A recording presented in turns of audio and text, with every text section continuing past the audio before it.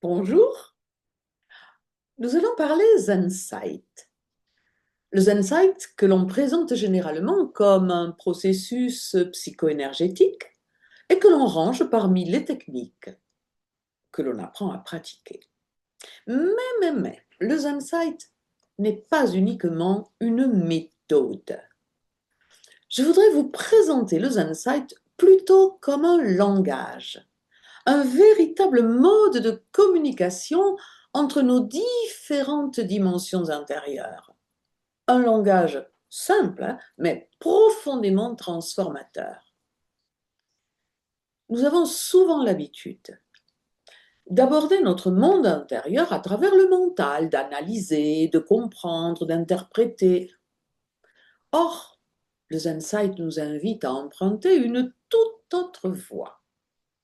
Il nous propose un langage non mental, un langage fait d'évocations, d'images, de symboles, qui s'adresse directement aux zones où les transformations les plus profondes peuvent se faire.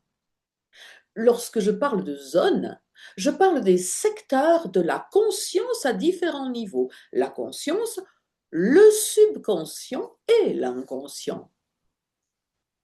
C'est un langage singulier qui relie le moi incarné, celui qui vit, ressent, traverse les expériences de l'existence, à une dimension plus vaste, le soi, ou moi supérieur. Ainsi, le Zensight, c'est un langage plutôt qu'un outil. Quand nous utilisons le Zensight, nous ne travaillons pas avec le mental, nous dialoguons avec la conscience. C'est un langage particulier, imagé, intuitif, direct, qui contourne les habitudes de pensée pour s'adresser à quelque chose de plus profond et de plus vrai en nous. Le moi incarné, lui, apporte l'expérience, la mémoire, les émotions, les blessures.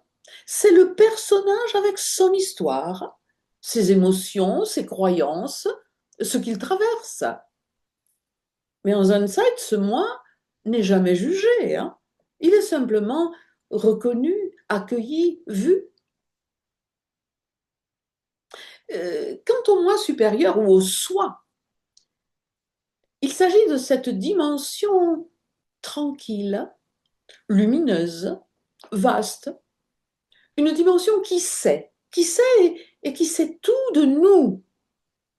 Il est le témoin, le soi donc est le témoin des mouvements intérieurs.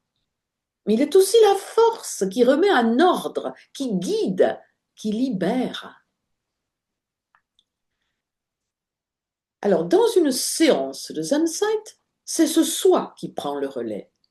C'est pourquoi moi, je parle dans les formations que je propose du guérisseur intérieur. J'aurais pu aussi parler d'une intelligence profonde. J'aurais pu dire le guide ou le partenaire silencieux, parler de sagesse innée. Oui, tout ça, ce sont des expressions qui renvoient justement à cette part de nous qui sait.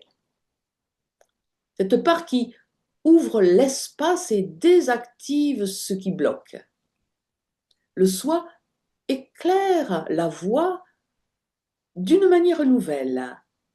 Il dissout ce qui peut et ce qui doit l'être, mais sans effort. Alors, vous allez me dire, mais c'est trop beau pour être vrai. Mais non, c'est justement parce que ça se passe à l'écart du mental. Ce qui est difficile pour nous en général, c'est chaque fois que nous bloquons avec le mental, le petit hamster dans la roue, hein. L'une des forces du Zensight, c'est justement sa capacité à court-circuiter le mental. Mais pas en le combattant, hein, mais simplement en passant ailleurs.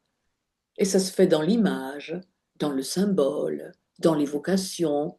Le mental se désactive naturellement, car il n'est plus au centre du processus. alors une réorganisation est possible, qui sert le meilleur bien-être, le plus haut bien, l'intérêt supérieur. Je dirais en conclusion que le Zen-Site parle un langage d'unité. C'est un langage d'ajustement intérieur entre le moi et le soi, entre le personnage et l'être.